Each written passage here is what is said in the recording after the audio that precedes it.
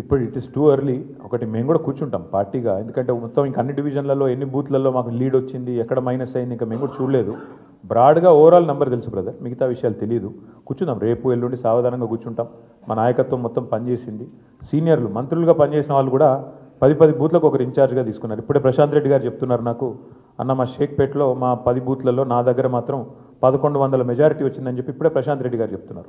విశ్లేషించుకుంటాం అట్లా ఎట్లెట్లా క్లస్టర్ల వారీగా ఎక్కడెక్కడ ఏం జరిగింది చూసుకుంటాం, సమీక్ష చేసుకుంటాం, డెఫినెట్గా ఆత్మవిమర్శ చేసుకుంటాం. ఎందుకంటే ప్రజలు మరి అల్టిమేట్గా ఎందుకు మొగ్గు చూపారు కాంగ్రెస్ పార్టీ వైపు అనేది కూడా మేము కూడా విశ్లేషించుకోవాలి, ఆత్మవిమర్శ చేసుకోవాలి. తప్పకుండా ఏదైతే ఉందో మా పోరాటం మాత్రం కొనసాగుతుంది. ప్రజా సమస్యల మీద, ప్రభుత్వం మీద, ప్రజలకు ఇచ్చిన హామీలు నెరవేర్చే అంశంలో మాత్రం డెఫినెట్గా మా పోరాటం కొనసాగుతుంది. మిగతా అన్ని విషయాలు చర్చించడానికి బోలెట్ టైం ఉంది. తప్పకుండా అన్ని కూడా ఆలోచించి నిర్ణయం తీసుకుంటాం.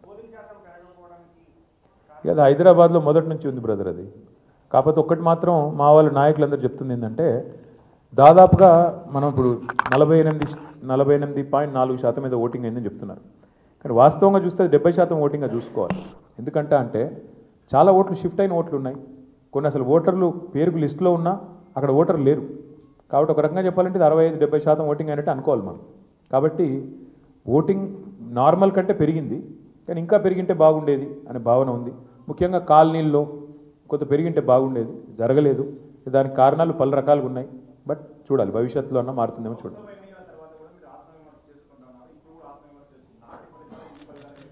చాలా తేడా ఉంది కదా బ్రదర్. ఇప్పుడు స్పష్టంగా ఈ ఎన్నికలతో ఏం తెలిపోయింది, ఈ రాష్ట్రంలో తెలంగాణ రాష్ట్రంలో కాంగ్రెస్ ప్రభుత్వానికి, కాంగ్రెస్ పార్టీకి ఒకే ఒక్క ప్రత్యామ్నాయం బీఆర్ఎస్ అని ప్రజలు తేల్చి నిర్ద్వందంగా తీర్పిచ్చారు.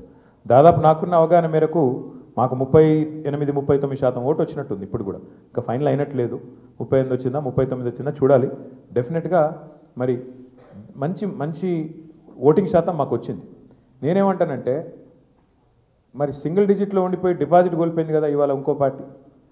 మేము ఓటమి పాలయ్యి ఇంత గట్టి పోటీనిచ్చి అధికార పార్టీ ఇన్ని రకాల ప్రలోభాలు పెట్టినా, ఇన్ని రకాలుగా ఒత్తిళ్లు తెచ్చినా, ఎన్ని రకాల కార్యక్రమాలు చేసినా గట్టిగా నిలదొక్కుని బ్రహ్మాండమైన పోటీనిచ్చాం. అట్లాగే మీరు చూస్తే ఉప ఎన్నికల్లో గతంలో ప్రతి ఉప ఎన్నిక మేము ప్రభుత్వంలో ఉన్నప్పుడు దాదాపుగా మేమే గెలిచాం, ఒకటో రెండో మినహాయిస్తే.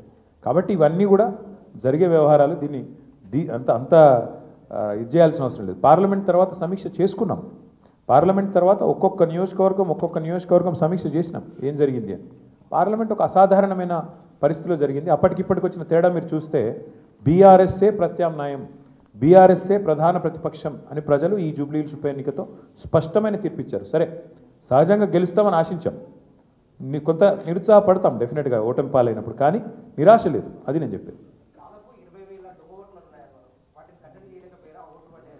బ్రదర్, మేము ఎన్నికల కమిషన్ దగ్గర పోయాము, స్పష్టంగా వారి ముందు ఆధారాలతో సహా పెట్టాము. డబుల్ ఓట్లు ఎన్ని ఉన్నాయి, ఎంతమందికి ఎన్నెన్ని ఓట్లు ఉన్నాయి, చివరికి అభ్యర్థి కాంగ్రెస్ అభ్యర్థి యొక్క సొంత తమ్ముడు ఆయనకే 3 ఓట్లు ఉన్నాయన్నది కూడా ఆధారాలతో సహా ఇచ్చాము.